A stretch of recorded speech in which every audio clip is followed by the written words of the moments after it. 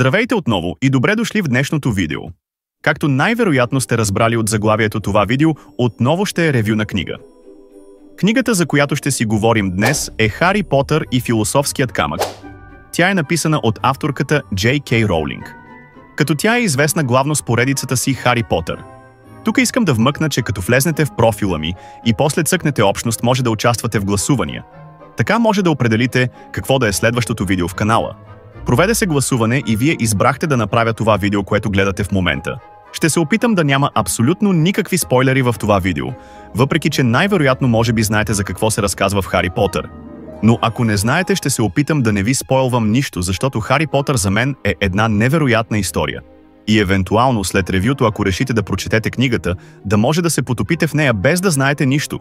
Но ако искате, мога да направя отделно видео, в което разказвам какво се случва в книгата. Преди да преминем към ревюто, искам да кажа, че е много трудно да се направи ревю на такава книга, поради факта, че може би няма човек, който да не е чувал за поредицата Хари Потър. Но има някои хора, които са гледали само филмите и не са обърнали достатъчно внимание на книгите. При мен обаче някак си стана напълно обратното. И като казвам обратното, нямам предвид точно обратното. Въпреки че започнах да чета книгите, никога досега не бях дал шанс на филмите, по незнайна причина. Бях чувал за филмите и много пъти са ми били препоръчвани, като са ми казвали, че са много добри. Но не съм сядал за няколко часа да ги изгледам. В крайна сметка се радвам, че започнах първо книгите, защото повечето пъти, когато гледам първо филма и после чета книгата, не ми е интересна. Но ако вие сте гледали филмите, това не трябва да ви е причина да не изчетете и книгите. А ако сте както и аз бях, и не сте пробвали, нито да гледате, нито да четете Хари Потър, силно препоръчвам, тъй като е една много добра поредица. Освен това е и една много добра поредица, с която да започнете да четете книги. А сега нека преминаваме към по-важната част от видеото, която е ревюто. Както казах по-рано, Хари Потър е поредица от книги. Хари Потър и философският камък е първата книга от поредицата, на която целта е да ни въведе в историята. Първите 3-4 глави, които обхващат около 70 страници от книгата, имат за цел да ни запознаят с главният герой – Хари. С тях ние разбираме за това какъв е живота на главния герой преди историята да започне. След тези глави вече се запознаваме и с другите по-главни герои, както и с много второстепенни герои. Освен че книгата ни запознава с героите, тя също ни запознава и с света на Хари Потър.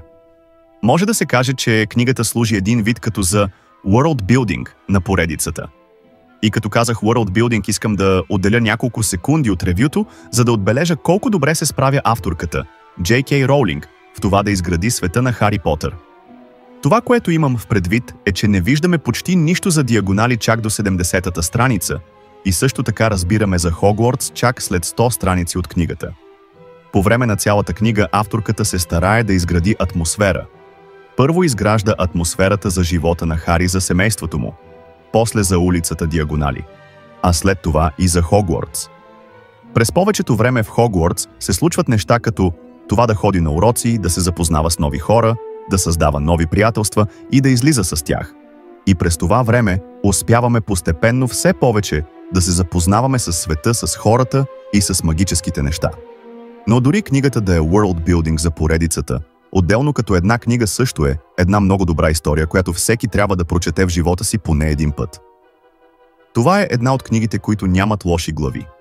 Държите в интерес през цялото време и винаги след всяка глава искаш да прочетеш още и още. Бях почнал да оценявам главите от 1 до 10, но се отказах някъде по средата на книгата, поради факта, че най-ниската оценка ми беше 8, а повечето глави бяха 9-10 и някои дори 11. Реално си направих услуга, че спрях да ги оценявам, защото колкото повече напредвах с поредицата, толкова повече ми харесваше и най-вероятно всички глави щяха да са 10. Героите също са много добре подбрани, всеки един от тях е различен, като докато четеш книгата се привързваш към някой, а други герои пък намразваш, а други намразваш и после разбираш, че всъщност са били добри през цялото време. Много се чудех, но ако трябва да бъда честен, може би най-любимите ми герои за сега са Хари и Рон. Ако сте чели книгата или сте гледали филма, не забравяйте да напишете долу в коментарите кой е вашия любим персонаж. Любимата ми глава, и то няма абсолютно никакъв дебат да е била някоя друга, е точно последната глава, която е човека с две лица.